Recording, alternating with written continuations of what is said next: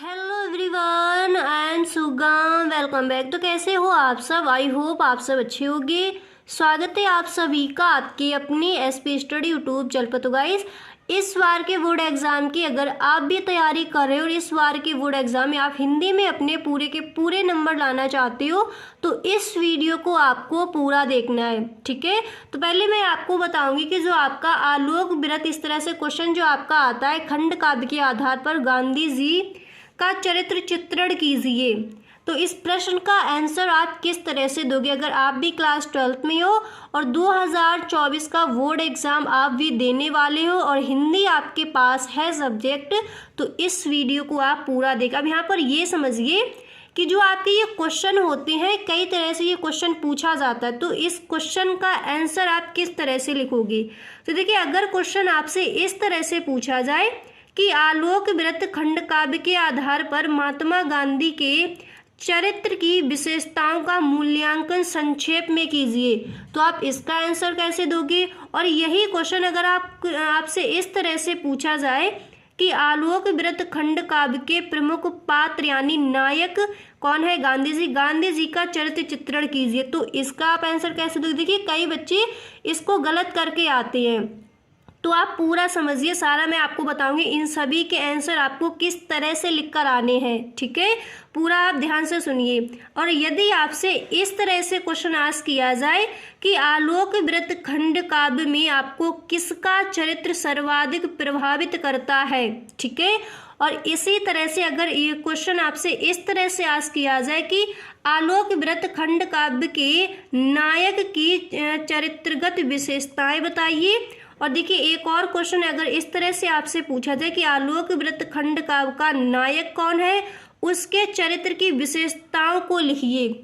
इस तरह से अगर आपसे क्वेश्चन ये वाला आस्क किया जाता है तो देखिए, इन सारे की मैं आपको बताऊंगी कि आंसर आप किस तरह से लिख कर आओगे, यानी जो गांधी जी हैं उनके चरित्र चित्रण आप किस तरह से लिखोगे। जो क्वेश्चन जितने भी मैंने बताए ये घुमा घुमा के आपसे पूछे जाते, तो कई बच्चे क्या होता है एक ही चीज़ रट लेती हैं और पूरा का पूरा जो आलोक व्रत खंड काव्य है तो जितने भी उसमें चरण दिए गए आप सारे लिखकर आ जाते हो। तो ऐसा आपको नहीं करना। अगर इस बार आप हिंदी में अपने पूरे के पूरे नंबर लाना चाहते हो तो वीडियो को आपको ध्यान से सुनना है और पूरी वीडियो आपको देखकर जाना है, ओके। तो मैंने आपको जितने भी यहाँ पर क्वेश्चन अभी बताए, मतलब अथवा में इस तरह से आपसे पूछ लिए जाते ये कीजिए या फिर ये कीजिए, तो जितने भी मैंने आपको अभी ये पढ़ के बताए तो इन सभी का आंसर आप किस तरह से दोगे, यहाँ पर देखिए मैंने पूरा का पूरा आपके लिए लिख कर रखा है, ठीक है। तो देखिए, पहले आप ये समझिए कि इसका आंसर आपको किस तरह से लिखना है। जो आपका ये प्रश्न है कि आलोक व्रत खंड काव्य के आधार पर गांधी जी का चरित्र चित्रण कीजिए, ठीक है। तो देखिए, ये आता है आपका 5 नंबर का आता है, ठीक है। 5 मार्क्स मिलते हैं आपको इस क्वेश्चन में। तो अगर इस तरह से आता है तो आंसर आपको इस तरह से लिखना है कि गुलाब खंडेलवाल कृत आलोक व्रत खंड काव्य के नायक महात्मा गांधी है। जिस तरह से मैंने यहाँ पर लिखा है, जैसे मैंने महात्मा गांधी ब्लैक पेन से लिखा तो इसी तरह से आप इसको हाईलाइट करके लिखोगे, ठीक है। महात्मा गांधी है, उनका जीवन एवं उनके कार्य हमारे लिए सदैव प्रेरणा के स्रोत रहे हैं, इसीलिए कवि ने उन्हें लोकनायक के रूप में प्रस्तुत किया है, ओके। इतना लिखने के बाद अगर देखिए ये क्वेश्चन आप दोबारा से पढ़ लीजिए। ये क्वेश्चन है आपका कि आलोक व्रत खंड काव्य के आधार पर गांधी जी का चरित्र चित्रण करना है। इसके बाद आपकी नेक्स्ट हेडिंग यहाँ पर पड़ेगी गांधी जी का चरित्र चित्रण। अब आपको यहाँ पर हेडिंग डालनी है, फिर आप लिखोगे कि गांधी जी के लोकनायक चरित्र की विशेषताओं को इस प्रकार व्यक्त किया जा सकता है। फिर आपको देखिए ये हेडिंग आपको याद कर लेनी है और फिर अपने अकॉर्डिंग आप अंदर लिख सकते हो। मतलब थोड़ा पहले आप पढ़ लीजिए, फिर आपको आइडिया हो जाएगा किस तरह से आपको वहाँ लिखना है, ठीक है। फर्स्ट हेडिंग आपकी पड़ेगी देश प्रेमी, और फिर आप लिखोगे कि गांधी जी अपने देश या मातृभूमि से इतना प्रेम करते थे कि उन्होंने अपना तन मन धन अर्थात सर्वस्व देशोद्धार के लिए अर्पित कर दिया। इसके बाद आपकी नेक्स्ट हेडिंग यहाँ पर पड़ेगी सत्य और अहिंसा के उपासक।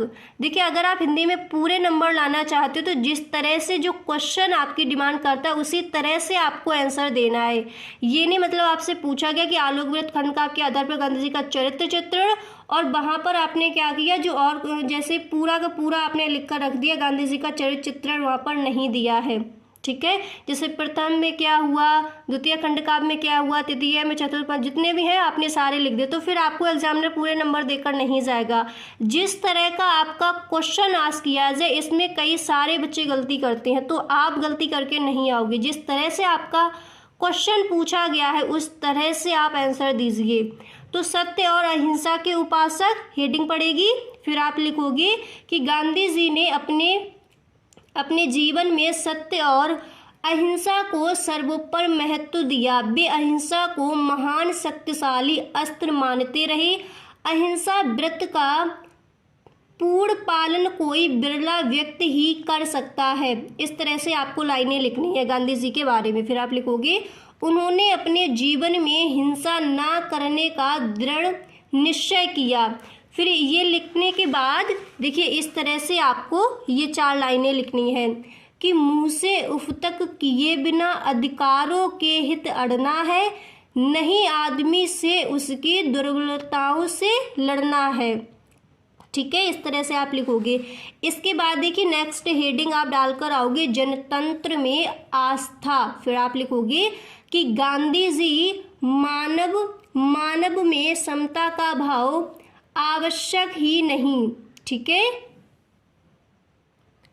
वरन अनिवार्य भी मानते थे। उनके अनुसार लोकतंत्र जनतंत्र ही मानव भावना का सच्चा प्रतीक है तथा लोकतंत्र में ही सभी के हित सुरक्षित रहते हैं, कवि कहता है। फिर आप देखिए इस तरह से लिखोगे कि लोकतंत्र का रथ समता के पहियों पर चलता है, मंदिर कोई भी हो सब में दीप वही जलता है। इसके बाद देखिए यहाँ पर आपको नेक्स्ट हेडिंग डालनी है। जिस तरह से मैंने बताया अगर आप इस तरह से लिखकर आते हो और जो भी आपके जो पॉइंट है जिनको आपको हाईलाइट करना, अगर आप इस तरह से लिखोगे बिल्कुल सेम आप इसी तरह से लिखकर आते हो तो 100% मेरा यकीन मानिए एग्जामिनर आपको यहाँ पर पूरे के पूरे आपके नंबर देकर ही जाएगा। ठीक है, तो देखिए नेक्स्ट हेडिंग पड़ेगी सत्याग्रह। इसमें आप लिखोगे कि गांधी जी ने सत्य के बल पर पूरा भरोसा किया और अपने सत्याग्रह के बल पर ही उन्होंने अंग्रेजों को भारत छोड़कर ब्रिटेन चले जाने के लिए बाध्य कर दिया। इसके बाद आप लिखोगे अंततः सार रूप में कहा जा सकता है कि जितने भी मनोचित गुण हो सकते हैं वे सब पूज्य महात्मा गांधी में विद्यमान थे। उनके निर्मल चरित्र व उंगली उठाने का साहस किसी में है ही नहीं। उनकी उपलब्धियों और राष्ट्रीय महत्व को यदि कवि के दृष्टिकोण